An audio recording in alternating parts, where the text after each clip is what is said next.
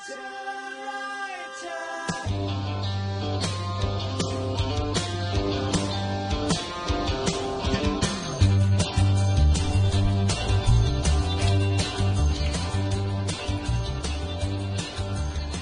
is Joe Peroni. And Heidi Mancini. And you are now listening to the From Grief to Relief show on VegasAllNetRadio.com. We are heard live every Thursday between 2 and 3 p.m. And we will also be rebroadcast on Saturday at 8 a.m. and Monday at 10 a.m. In addition, if you still have money left over from buying the 50 Shades of Grey, you can actually buy my book, From Grief to Relief, on Amazon.com. So, Heidi, did you want to talk about anything from the social media world? You're the expert on that. Well, I just wanted to say thank you to our guests that we had on last week. We did get a chance to go to the show When a Woman Loves, and I have to say that the production was very, very good. It was the music, the entertainment, the costumes were awesome. Every one of those people in that show have incredible talent, and I hope that this show takes them, where they want to go, and that more people will become aware of it and participate. The other thing I wanted to mention was at the end of the show, the theme of it, you're sitting through this musical, and there are these awesome dancers and costumes, and they're telling a story about, this one man and how they all fall in love with the same man. But the moral of the whole musical at the end was basically that all women have self-esteem issues. And basically this guy, he doesn't promise any of these women anything, but in their mind, they're all competing for one man. And at the end of the day, what he was trying to do is point out to each individual woman what their attributes were and what he liked about each individual. One was a rock star. He liked that edginess about her. There was a girl from the South who he liked her cooking. And, basically it's all these women would form one woman, if ideally for a man. So he basically was there to help these women with their self-esteem, and all of these characters had underlying traumas in their life, too, that affected their self-esteem. So I was kind of, at the end, surprised that that was the message from all the entertainment in the beginning. And I think if they would have had that in the beginning, the message, everybody would have tuned right out. They would have been like, oh, who cares? Yeah, it was good how they did that. They had to face their issues, and then they became open to happiness, so to speak. Yeah. Right, because they had the one lady in there that's bitter. She got burned by a couple of men, so she didn't trust men. That kind of. So we all know people. I think we all know people with these personalities. If you have enough girlfriends. So. All right. So this week, let's handle a little bit of business. We never do business on this show, really, because I hate that part. Because I'm not here just to push product. I want to actually, take care of hearts and souls. But this week, we are working in collaboration from now, I think, for the next 12 weeks with the NPC, which is the National Physique Committee. And we will be helping out with the 2013 Las Vegas Classic. It will be held November 2nd at the Cashman Center. And they will have men's physique, men's bodybuilding, women's bikini, women's fitness, women's figure, and also women's physique. And yes, I will be one of the judges. And I will be one of the competitors. I won't be judging you. Thank you. Yeah, you can forget that. Thank you, Joe. The girls thank you, too. So to hook it up a little bit more with our show, what we're going to do is we're going to offer more than just your usual, 1 through 5 place trophies. What we're looking for is we're going to be accepting bios from people who have turned their trials and tribulations in their life into triumphs. Not just the people who have come in first place, because that's not really what we're about, but all the people that have gone through a lot of tough things. Maybe they've lost a lot of weight. Maybe they've had very tough family life and have gone through things and have been actually dedicated enough to find themselves up on that stage, which is a very difficult thing to do. And if you have a great story and you want to share it, we shall look at your bios and we can put you on the show. Cool. Sounds fair, right? Also, something else with business. I was approached this week, and I'm going to ask for some friendly help here, because here's my moral dilemma. I had somebody approach me to help us out with the show. They want to sponsor. Now, here's the problem. It's a friend. It's also a client, but they want to advertise with us, and what he sells is vodka. Now, here's the thing. Our show here is about self-improvement, and you know how I feel about that. We've done numerous shows on that. And I think there's enough alcoholics in the world, and I'm not here to push drugs, right? We talk about coping mechanisms, and alcohol is probably one of the worst coping mechanisms that we see in this country.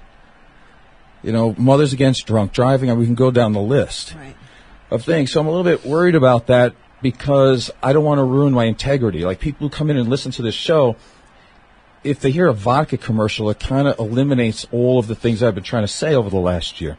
At least that's what I've been thinking. What do you think?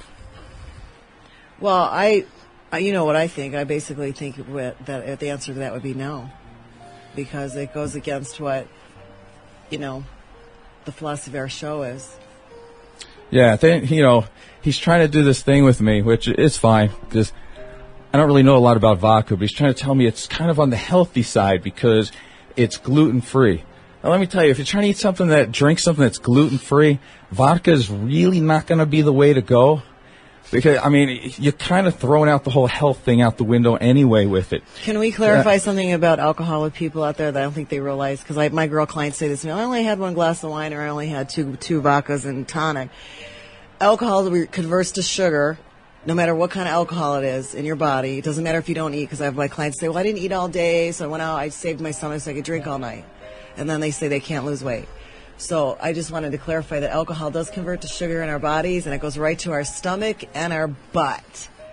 So all those my friends out there that like to drink and are working out, it's kind of... Yeah, I mean, there's responsible drinking. I get that. Mm-hmm. But it's a hard sell on this show. Because we've had people recovering from alcoholism. We've had, you know, so it's hard to thread that needle to say it's okay. Here's the funny thing, too. This gluten-free vodka, it's like they got it, well, it can actually make you lean. I'm like, hold on a second. Make you lean. I'm thinking this, well, what are we talking about? If you, we're getting a question, what kind of vodka? I don't want to say yet because we're probably not going to be doing this. So I don't know if I'm trying to hurt somebody or not. So I don't want to name the name of it. Is that okay? Yeah. I'm a vodka drinker. Oh, you are? Okay. All right. Well, here's how it can make you actually lean. You know, if you don't play your cards right, you'll be leaning over the toilet bowl, right? Good one, Joe. That's number one. Number two, it'll make you lean into bad relationships. And that's another thing that we talk about here that we're very much against. Yeah. Now, under the disguise of alcohol, if you're meeting people, that's the rule number one that we don't do here. And if you really play your cards wrong, your friends will be leaning over your casket. Now, I know that doesn't sound good, but look at the numbers. It's like 400,000 people per year die due to alcohol-related deaths. I can't promote that. No. So, in review, I would rather pull the show than to start accepting that I need to start selling poison on here. I won't do it. Cool. Good. But let me say I might have a little bit of an open mind. If someone wants to get in touch with us on Facebook and say there might be a way to sell that without, like, we're selling a poison, I'll be open to it, because maybe there might be another point of view out there that I'm not looking at right now. Okay. Fair? I think so. Fair? Yeah, okay, because I know you're a vodka drinker. You're fair with that? Okay. Don't push any joint out. Don't push anything you don't want to push. Yeah. Okay, so our special guest today is Cheryl Prater. I'm going to try to say your middle name. I mean, your maiden name. Fortezzo? Yes. All right, yes. So you are Italian? Uh-huh. I am. I'm Italian. My mother's name was Rigattuso. So I have the vowels ending in my name. Oh, but you were born in Nebraska? I was born in Omaha, Nebraska. So what is it, like 5 Italian people in Nebraska? We How the actually heck? have a little Italy there. No, that my grandfather was mainly... That's really little Italy. That's like minuscule Italy. My grandfather was actually one of the main bookies out there. He Wow. ran numbers from the Kansas City mob to the Omaha mob to the Las Vegas mob. Well, I know.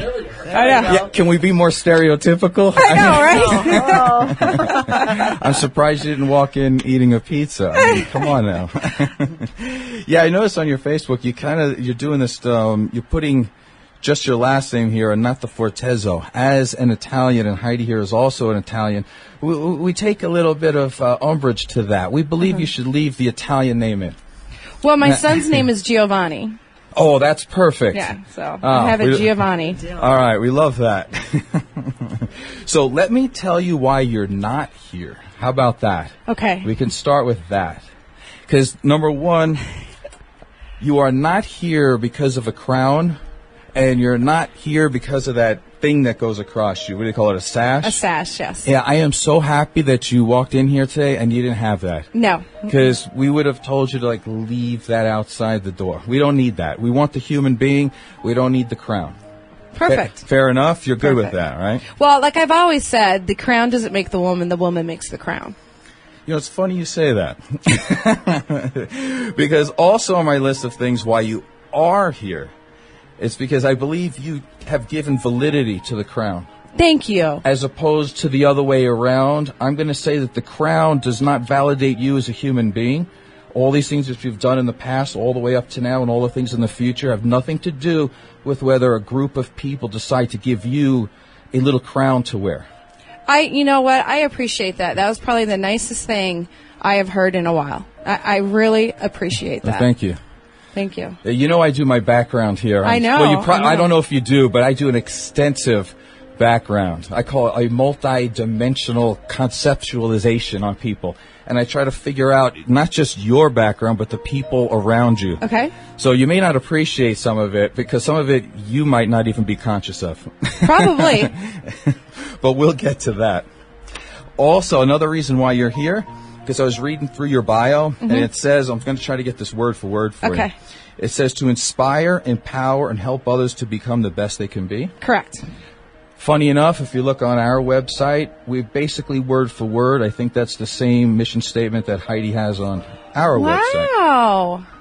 That's amazing. Yeah. Great minds think alike. Yes, that's another reason why you're here. Also, and we're not going to get into it just yet, I'm going to hold back on it, but I'm just going to touch on the subject to say that I believe you've handled setbacks and you've come through them, and instead of becoming bitter, I think it's challenged you, and you've overcome, and you've become better because of that. Thank Another you. reason why you're here. Thank you. And you agree. I agree. I agree. And the number one reason why you're here, and I was telling Heidi this like 2 weeks ago, because she doesn't know who you are, and I didn't know who you were either. But somehow the friends thing comes up on the Facebook, and it says you might want to friend this person. And I looked, and I go, yeah, probably not. And then I went through it, and your picture, I looked at it, and it was a prayer or a poem. It's about my dog. a dog. So I said, anyone who loves dogs and is going to use a prayer or a poem about their dog is good enough for me, and I friended you from that, and that's before I even knew about that other thing that we're not going to talk about, that thing that starts, it rhymes with down. Crown, was that? Yeah. Okay, so that's another reason why you're here. Thank you. Thank you. I don't know if you've seen lately the posts that I've been putting. I just rescued another senior because I was actually bringing Leger home from the vet for his final car ride, and I got on Facebook to actually do my social networking because I was at a veterans thing that day. And this little Pomeranian came up in California. It was in a shelter about ready to be put down, 12 years old, and I contacted my friends. I'm like, get her out, whatever she needs. I'm going to be there in a week. I'll pick her up. And actually, she's home with me now. Little Grace. So you foster dogs, I believe? You rescue. I rescue mainly seniors, the seniors that are thrown away with special needs, because a lot of people can't afford the vet care, and that's usually why they get thrown out the window. Wow. You've been doing that for how long? Well, you know what? Someday I'm going to have you guys over for dinner because I need to know what you're eating that makes you look so good. Not to be a jerk, but we're not drinking vodka. Our diet's very boring. And you can see my little wall of all my animals. You know, we have that too, actually. Yeah. Yeah. We have our little urns. And yeah, our urns with the memorabilia. pictures and your little albums and. Yeah, we've got all that. I have it in a little opening in the living room. Yes. And people come and they go, what's in there? And I go, those are all my Those are my babies. babies inside there. And Yes. nobody on the radio can see this right now, but Cheryl will be able to tell you what she's looking at. This is my book right here. Do you see who the authors are? Yes. One of them's me. You see And the Samurai. other? And Samurai is. Let me turn the book over. Oh, is that a chow? That is a chow. He's my other writer to the book because when I was writing all that time, going through a tough time, he was always at my feet. Yeah. And so he would sit there with me. And every time I would go into the room to do my typing, he would follow me in and sit at my feet. And then there was a moment or a time in his life when he couldn't walk anymore. But he wanted to come up the stairs, so he would cry. So it was either Heidi or I. Usually Heidi, if you can believe it, because he felt more comfortable with her. That's a long story, because my hip was bad. So he felt more stable with Heidi. Heidi would have to carry him up the stairs and lay him at my feet. Aww. And I would do my writing, and he would fall asleep on my feet. And so he died before I was able to finish the book. So I put him as the author because he was always there. That's sweet. Yeah. That's sweet. So thus, that's why I was attracted to your Facebook page and had nothing to do with that other thing that we do not speak of. So I was looking over your bio, and it's insane how much work you've done over the last year. Yes. And you know, that bio is not even current. I did that bio in March. Well, if you can only imagine from March to now, it'd probably be another 6 or 7 more pages. There's too much writing. I don't even know how you can do it all. I mean, I was getting tired of it as it is. I counted I was up to 150 and I stopped. There's 150 appearances. That's ridiculous. How many appearances do you average in a week or a month? I was averaging anywhere from 1 to 5, maybe even 6. But they're all for the various different charities here in Las Vegas. And it was just, how it happened. And we can go back and we'll say the crown. When I got awarded the title of Miss North America, okay, I would knock on people's doors and say, hi, I'm here. I'd like to volunteer. And so they just thought really I was just going to come make an appearance and get a photograph. I'm like, no, I'm here. Can I hand out water? Can I help? Can I put gift bags together? Can I do this? And I would get my hands dirty, and it just started to snowball, and I would never turn anybody down if they needed help or assistance or anything like that. I mean, unless, of course, it affected my health and I couldn't do something and I needed to rest. Right, so you understand you need to take care of yourself first. Oh, of course, yeah. I always tell people that I always fill my cup up first, and then I give to others from my overflow. That's good, because one of the things that we talk about, or I talk about to my female clients all the time, is women have a tendency to give away everything when we're younger. I don't know. I'll speak for myself. I'm not sure what your history is, but most of the women that I come in contact, most of their lives they spend giving, whether it's to their husbands, their children, their girlfriends, whatever. And then they come to a point in their life where they say, I need to start caring some self-care for myself. And that's been called the midlife crisis for a lot of women. And my thing is, if you can make girls and women more aware of that earlier in their life, so that, because a big thing for me, and one of the things Joe told me with your page is a self-esteem issue, and I work out with girls. I'm a hairdresser, so I'm in contact all day long with females of every age, and it's amazing to me that it doesn't matter. It always seems to come back to the mother about self-esteem. Mothers are always blamed for, well, my mother she was always complaining about her weight. She was always complaining about she didn't like her hair. She didn't like this. And it amazes me that even if you're a good role model, a lot of times to your daughters, your sons, especially the girls, they still end up with these image issues of, I'm not good enough, I'm not pretty enough, I'm not skinny enough, I'm not. And it amazes me because I've just got done training a girl, 18 years old. She got accepted to UCLA women's soccer team. This girl is beautiful, beautiful rockin' body. I wish I had it, And she's like, oh, I don't like this. I don't like my butt. My thighs are too big. I don't like my... And I said, are you killing me or what are you doing? And not only that, this girl is as smart as can be to go to UCLA college. So she's got the whole package. She's got the look. She's got the smarts. She's got a beautiful body. She's a beautiful girl to look at. And yet, inside, she still says, I don't feel good enough. Where does that come from? I don't know. I do understand that. When I was growing up, it's a maturity level where it's like, I am me. I can't blame anybody else for my actions, how I look like and all that. Now, I have a daughter who's 18, who is very smart. Is going to Reno on a full ride scholarship. And I've gotten to the point with my daughter that she sees how I am dressed up, and she's like, I don't want you looking like that around my friends and all that. And my daughter's a little bit overweight. And I've given her all the tools to do something about it, but she has not done anything about it. So as what I would consider something like that with women or young girls growing up, I've given you the tools. You cannot rely and blame others. You are your own person. If there is something about you that you feel that needs to be changed or doesn't, that's on you. But you can't be blaming others for the way you feel. You need to find something that makes you feel good. Now, I can't write to save my life. Even though when I was a government employee, I did, so much technical writing, but I still can't write and my daughter's so smart that way. And so it's unfortunate. And I think it's unfortunate that some of the girls blame them. I blamed my mom for a while until I got that maturity level in my head. And I think that came also from when I had my own daughter. Right. That's when I had a turning point in my life too, is when I had my daughter and I took a look at myself in the mirror and I was like, I'm modeling for this child, and right now I'm in a place where I'm not happy, I'm not healthy, I don't look good, and it was around that time I started to think things through with my life, with myself. But it didn't matter what people said to me either. Correct. You're this, you're that. It doesn't matter. You don't believe it until you believe it. Exactly. Like I tell my daughter, you're beautiful. You are so smart, and she's beautiful, blonde hair, green eyes. I'm like, you don't realize what you have being so smart and a beautiful woman. Because that just opens doors for you. But, she's like, Mom, I'm overweight. Well, Haley, what'd you eat today? Right. I know you didn't eat my choices, cookie, or it's a choice. Yeah. Mom, or when I do my training to get ready for different things, like I go to the gym, try to go to the gym at least every day. Hey, you want to come with me? No. But she's on her Facebook.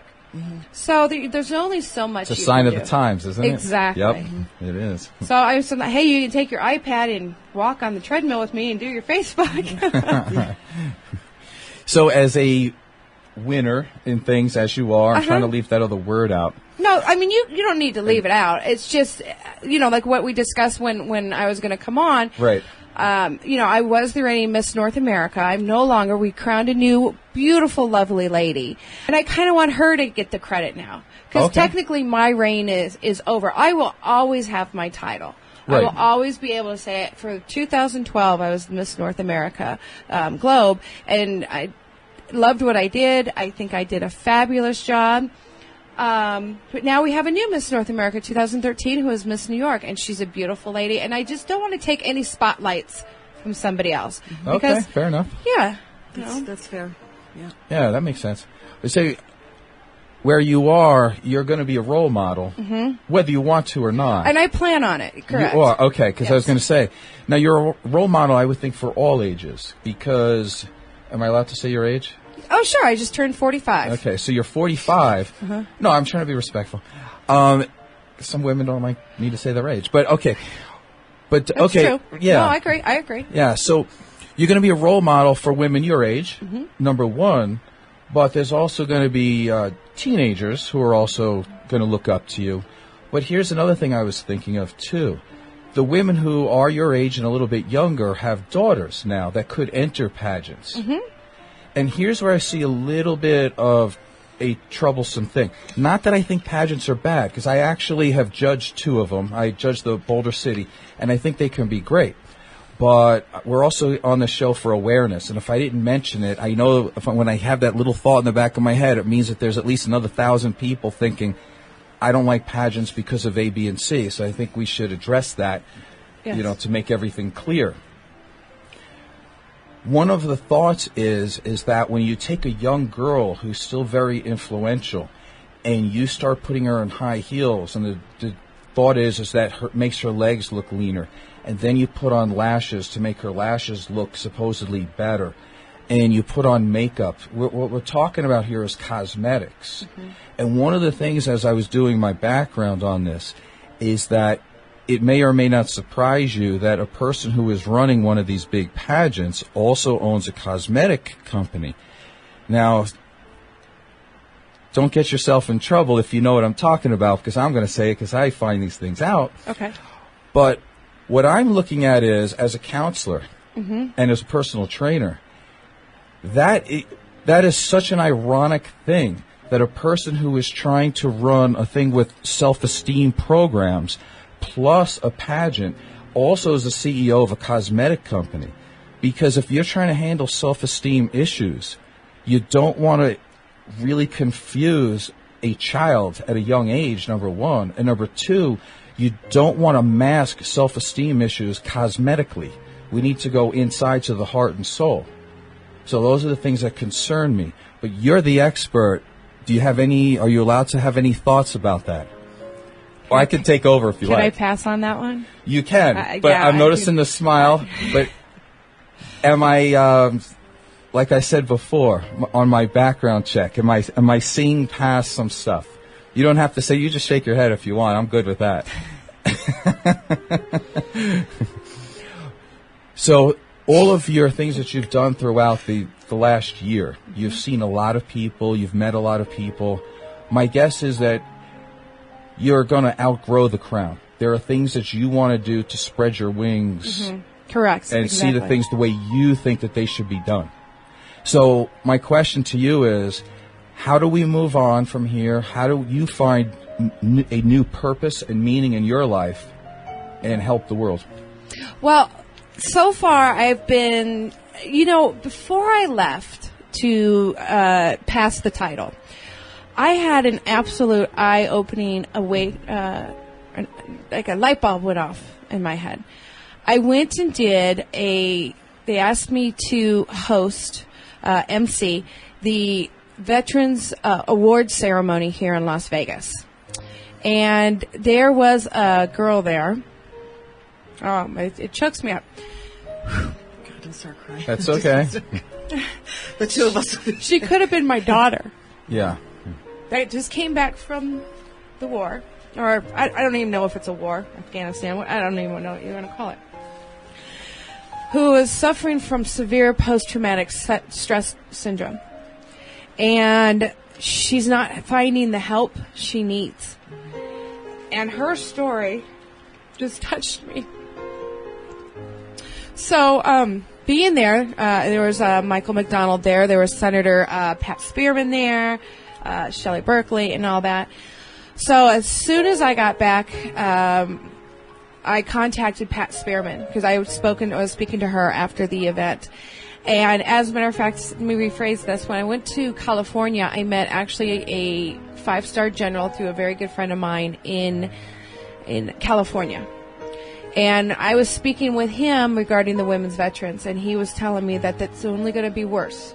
Because now that they're able to go to the front lines and they're come back, because most people, they have that, stigmata, that when you think of a war veteran, you don't really think of a woman. Right. You think of a man. That's true.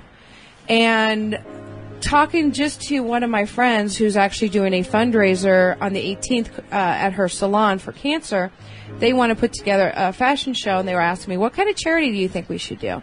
And I was telling her about this women's veteran, and she was telling me she actually has a client that has made herself an alcoholic just to get help coming back from the war.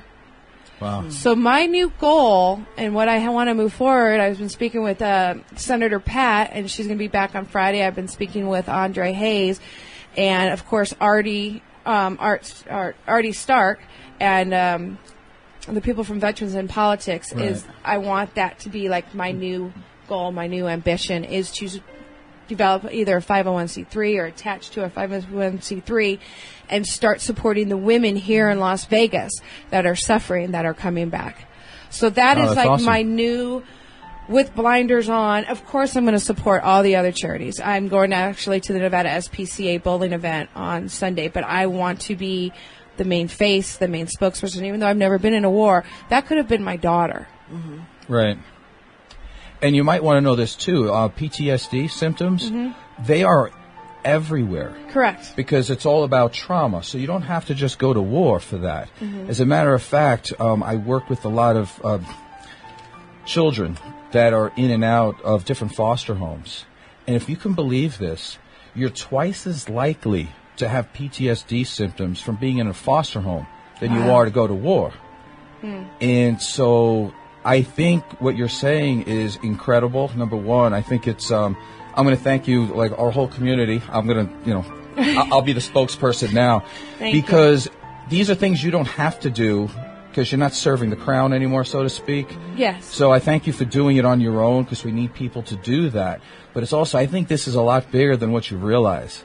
because PTSD symptoms are everywhere, no matter what the trauma is, whether it's from rape, whether it's some kind of physical abuse, verbal abuse. It could be anything. Yes. I actually had a little bit of it when I got in a terrible car accident June of last year. Wow. And I would drive, and I was diagnosed with it, and and I got it through it. Okay. To me, the way I was able to do it, and I don't want to compare me to anybody else, but I know the way I was able to do it. Speaking to a counselor, they actually sent me to a counselor for it. It's just the breathing techniques and. Like with me, getting back on the horse that kicked you off. Right. Well, But that's only with me. me with the highways. Yeah. When I first met him, he says, and I would drive, we'd have to take service streets. And he goes, what is wrong with you? He goes, it would take us forever to get over the north side. I said, Joe, I had a panic attack with my daughter in the car. And like you say, as soon as I was hit the entranceway, I could feel it all over again. I said, I can't do it. Well, he didn't make me, but he suggested, let's go. He goes, there's the only way you're going to get over it. Well, let me tell you, I mean, like you said, just get in that. And I'm going, oh God, I'm breathing, I'm doing my thing. But honestly, that one time him and I took that ride, and I got on the expressway, and I got to where we were going.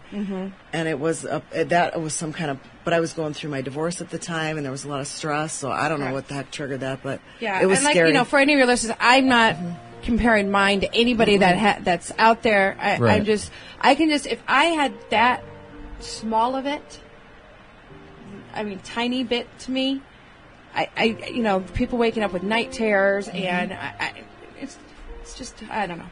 To me, it needs to be addressed. These people need to be able to find the proper help that they can get. And I'm hoping that within the next year or so, I have a bigger voice here in Las Vegas, that there's something for our Vegas residents that suffer for it. And mainly also, too, the women veterans that are back, that they have a resource to go to. Right, I think it's a huge problem. Have you considered the thought of helping boys, too? Oh, of course. The whole thing is, though, the reason why I'm kind of focusing more on the women is just because a lot of people don't realize that these women are coming back. They don't realize that. And for a lot of the women that I've spoken to, they have their children, and they can't seem to get the help as easier as the men who are coming back, because there's more resources for the men and all that. I'm not going to focus just on that, but I really want to work with the women's groups that are here, that we're trying to form, trying to get the grants for, to get something for women veterans here too, not just for men, because they have the Veterans Center, but how many women are there versus how many men are there? I don't want to put one woman into a veterans home where there's all men. Right. No, it makes sense. You see what I'm saying? Of course. Their problems will be totally different than the men, even though they may have gone through the same thing. Women feel so much different than a man. Of course. I don't know if you saw in the news, I've actually, before this, I was grabbing all the stuff to take down to the Veterans Village, because they're looking for donations. So, to me, when there's a call for help, I try to get there. So, but my focus right now is I really want to help, try to see if we can get something for the women's veterans. Now, to be clear, because these are things that people are going to want to know too. So you put in your time, not just writing a check like some people do. Correct. I put in actually time, and because not that that's bad. We all need money, but I do know, because I get that voice in the back of my head too saying, well, it's easy to write a check because a lot of that's tax deductible, and we want to get past that. You really get in the trenches and you work. Exactly. And, also, too, with the economy, a lot of people aren't able to write the check. So what me and some of my close friends do when they had it's a village center. It's a little community daycare. They were trying to raise money. I was there a couple weeks ago. We contacted a bunch of our friends and said, hey, can we put some gift baskets together for charity? So people that don't have the money to write $100, but hey, do you have a couple bucks to buy a raffle ticket? So we do that too, also to raise money that way for the different organizations. Right. Yeah, I'm glad you do all this. So Buddha said a long time ago, if you ever really want to be happy, you have to try to make others happy first. So I'm looking at you, and I'm thinking that might be a true statement. How do you feel about that? Well, I think first and foremost, you need to be happy on the inside, and you need to be healthy on the inside. Right. And then once you have that, I think it's projected to other people. Right. That's true. So I'd like to play a song that's meaningful to you. Is that okay? Did you find ready it? To do it? I find everything. But Well, I think did you I put read it about out. this the boy that wrote it? I did. Let's get the song hooked up. It's Clouds. Do we have that one lined up? Let's not play yet. What does that song mean to you? You guys are going to bring me to tears again. It's okay. I discovered this young man when I was very, very sick with my disease. And That's right. I looked at the story myself, and I had to stop it a few times because it is tough. I actually did not play for Heidi okay. because of that reason. Yeah, I wanted her to hear it for the first time here to get an emotional response. This was kind of my theme song for when they told me I only had 6 months to live. Okay, let's play the song, and maybe we'll have a comment afterwards. It's okay.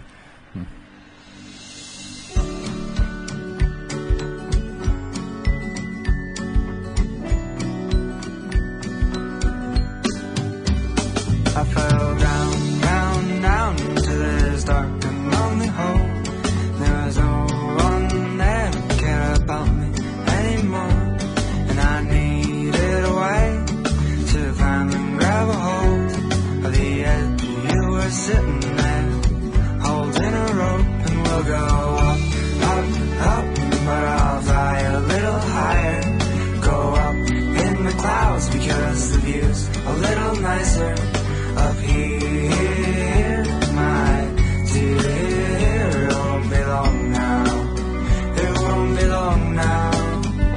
When we get back on land, well, I'll never get my chance. Be ready to live, and it'll be ripped right out my hands. And maybe someday we'll take a little ride. Go up, up, up, and everything will be just fine. We'll go up, up, up, but I'll fly a little higher. Go up in the clouds because the view's a little nicer. Up here, my dear, it won't be long now. It won't be long now. If only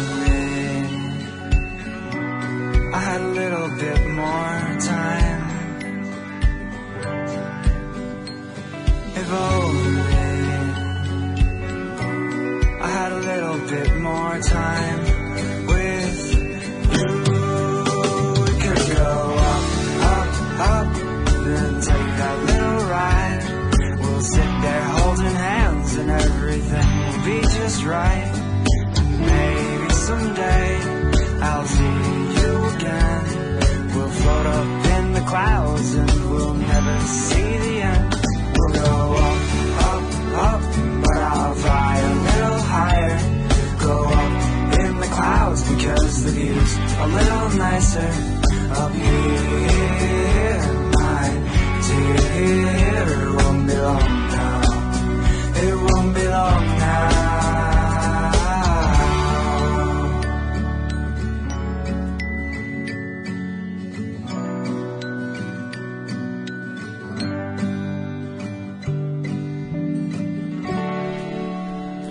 This is Joe Peroni, Heidi Mancini. and you're Cheryl back. Prater. Yes, and you're back listening to the From Grief to Relief show. All right, that was a very meaningful song, and let's get back to some more stuff here. So I'm looking at Cheryl here, and what I'm looking at is we didn't talk about her corporate background, but she was very good in the corporate end of things. And as you can see with her charity work and winning a crown, she's an overachiever. And there's certain things about overachievers that I have realized over the years is that typically people don't have real easy lives and become overachievers. It usually starts when they have something happen to them. There's some kind of traumatic event like we've talked about before, some kind of adversity. And so I know these things. Mm-hmm.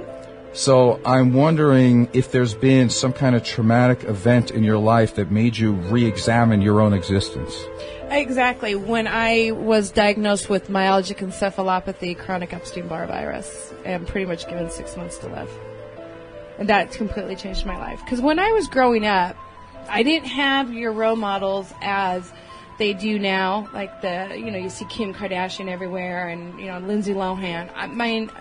I had Nancy Reagan. Right. Margaret Thatcher. Career woman. So I wanted to be the big, high career woman. I wanted to go into IT. I loved computers, and I did very, very well in that field. But then when I got sick and my whole life changed to where I could no longer work, my liver was going bad, my kidneys, my heart was just completely going out. I was telling myself and looking at my kids who I love and my husband and thinking, but what type of legacy have I left? Right. There was no legacy. I mean, how would you write my obituary? Mother of two, loving mother of two, worked for the government for almost 18 years.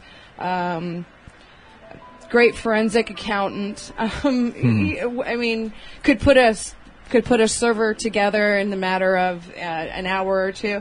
You know what I'm saying? I mean, Yeah, of course. What could they say on there?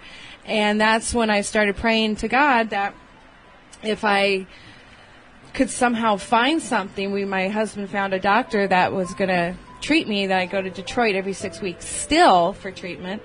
If he could treat me and get me back to the way I was and be a mother again and a wife, I was going to change my life around and do better things for my community, better things for my kids.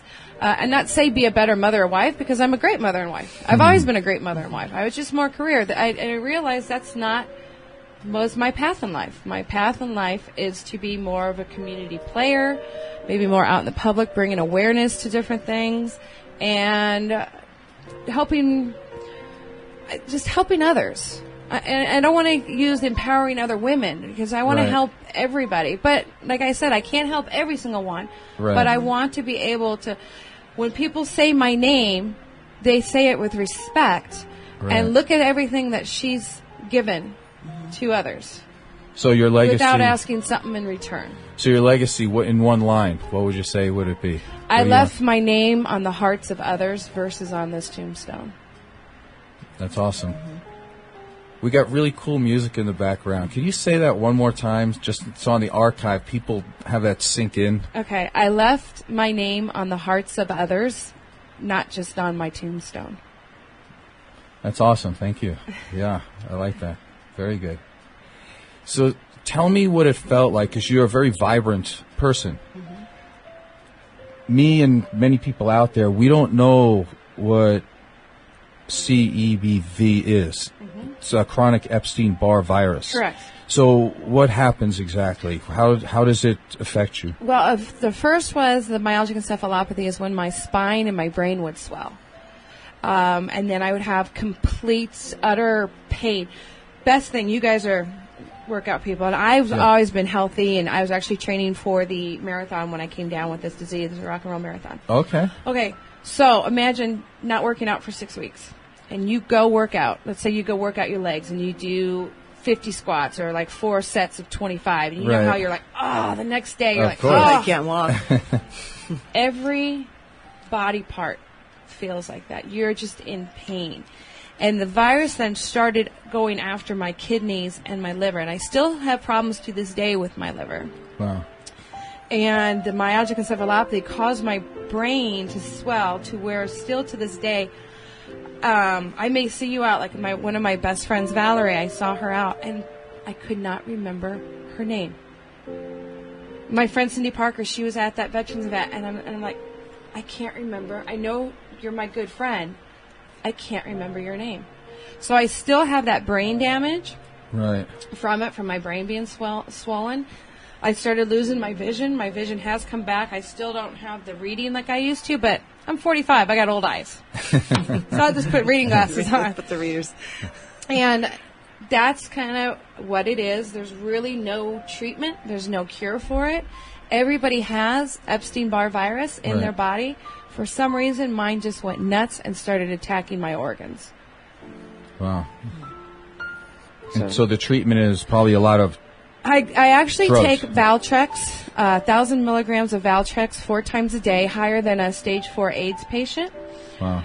And I go to Detroit every 6 weeks to get I call it getting my blood cleaned. I don't know the medical term of it. It's kind of... Right, no, we understand that. Yeah. In your blood, absolutely. Yeah, it's some weird thing. I have to have EKGs every 6 weeks for my heart. Right. Because I still have damage to my heart, but it's gotten a lot better. Okay. And, of course, I have to have all my blood work to check my livers and kidney levels to make sure they're running. And I've noticed, like, when I went to Europe and I came back, it took me a week to recover. Wow. And there it was more my own pace, so I really wasn't, but that flight, and even though I was in first class, if I don't get 10 hours of sleep a night and be able to, when I'm tired, take a nap, my body starts shutting down. So I was at actually an event, and it was about 9 o'clock. I had nothing to drink, nothing. But I was at 3 events earlier that day when I was tired, and I started slurring my words, and I could just feel my body just starting to shut down. So I still have that going on in my life. Yeah, you really got to take care of yourself. Exactly. So I plan my days. Like today, I knew I was going to be with you guys, so the only thing I did today is just go get my nails done. I didn't nothing else, so I would be able to be here full force, ready to speak, and no problem. Well, thank you. Thank you. You're welcome. So this might be a tough question, but it's something that I want people to know, because you look great, right? You're here, you're doing all this. What was your worst day? When you were feeling that, before you said, you know what, okay, I am not going to lose, and I'm going to make this comeback right here. What gave you the strength to do that? Well, I remember sitting in my bathroom and looking at me in the mirror and seeing a ghost. The best way to describe it is a ghost. I just saw a ghost of myself. And that was probably, maybe a week after they said you have 6 months to live. And I started doing videos for my kids. Wow, okay. That was probably my worst day. And I remember saying to God, if you get me through this, and find me a doctor, somebody that can at least get me back to the way I was, I will change my life around. That's probably and I wish I could describe to you the feeling of looking at yourself in the mirror. I mean, you guys look at yourself every day, you do all this, and you just see a ghost. It's somebody you don't recognize. When you say ghost, do you mean that you were a shadow of your former self, or did you see yourself as dead already? I saw myself as dead. Wow. So, of course, I'm into Bushido code, which is for the samurai. My boy's name, the child that we were talking about before I showed you the picture of, his name was Samurai. Samurai warriors, with their great power, they always take on their code of living like they're already dead. Yeah. I don't know if you knew that. But once you get that into you, that you have a death sentence, the funny thing is, if anybody's listening here, it's not a bad thing, because I have that death sentence too. Correct. And so does Heidi, and so does Mike. We all have that. And once you understand that, that we all have that, and we don't know when, it frees you. Correct. To become this incredible person. I live with it every day and every 6 weeks when I wait to hear how my blood work turned out. Am I still in remission, or has it gone up? What are my levels? So I live it every day. Right. I live it every day, because what I'm on is only a treatment. It's not a cure. And you're doing well. I'm doing well. There's certain things I can't do. I Such can't. as? Well, I cannot travel for long distances right now because my blood level is kind of spiked. Okay. They call them titers. That's how they read the Epstein-Barr. They spiked after I came back from Europe, and the doctor's like, nope, no more long distance traveling for you, even if you're in first class. So I can respect that. My health comes first. I know I have to rest and don't put myself in situations that cause me undue stress. Okay, so that's good for everybody. It's Yeah. good for to know, everybody. actually. Yeah. And the world's lost without you doing all the traveling is good for us. You stay here, you do more work with PTSD, and we benefit by that. Correct. So so there are some good things. We don't have much time, and this is not a therapy session, but as one human being to another, I compelled to ask you if you have any unresolved grief issues, such as when we start to have a little bit of a loss of faculty, when life shows us that we're human. You know, you may have some anger issues towards it. I know I did when I needed my hip surgery. I'm like, oh God, I'm actually old now. Those types of things. And I'm wondering how you're dealing with that and accepting it. I yell at my disease. I put it in as a form, no face, and when it really gets me down, I scream and yell at it. Okay. And I call it every name in the book, and I tell it I don't want it in my life, and I'm cutting you off. So I actually give my disease a semi-life form that I can scream and yell at and say how bad it is, and that's how I get a lot of my anger. Because am I still angry? Am I angry that I have this disease? Absolutely. I'm not going to lie. I'm angry. But I also yell at it, and I scream at it. And like, why are you doing this? Why did you have to invade my life? But then I also remember and think to myself, thank you, God, for giving me this wonderful disease and changing my life. Absolutely. So there are, in a strange way, can you think of ways that this disease has been a positive, not only for you, but actually for the whole world, actually? Absolutely. A friend of mine asked me to come to his church so they could pray for me. I'm like, I don't want you to pray for me because God gave me this gift of this disease, and I have touched so many people's lives because of it, and I have made myself a happier person because of it, and I live my life the way I want to live it now. So on the negative aspects, when I get blood work back, and even though I'm doing everything, I get mad at it and I yell at it, and it's a thing I do by myself in my room, no family around, and then I'm done with it and I walk out the door and I leave my anger there. And then I'm like, okay, what can I do now? Right, I think you've put it in the proper place. Yes. You're competitive. Right? And you won't give up. I like that. So how much time do we got? We got like a minute left. Listen, I really want to thank you for being here today. Thank you so much for having me. Thank you. Yeah, I mean, because you didn't know who we were from anybody, so I'm glad you're here. Thank you for coming on. Definitely. And I think you're an excellent example, again, of someone who has fought through some stuff, very, very bad stuff, and is continuing to, but yet making something good out of it. So that's really the number one reason why you're here.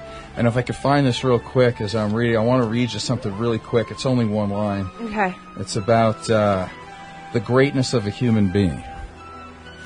And where is it? All right, I should have had the page. Where is that? Okay. The only greatness for a human being is their ability to be immortal. And I think you're doing that with all the work you're doing, because that work is continuing the process even when you're not there. And if you wanted to know, James Dean said that. Anyway, my name is Joe Peroni. Heidi Mancini. With Cheryl our special Prater. guest. This is the From Grief to Relief show. Thank you very much. And by the way, the song in the background, this is by a band called Styx. This is called Miss America.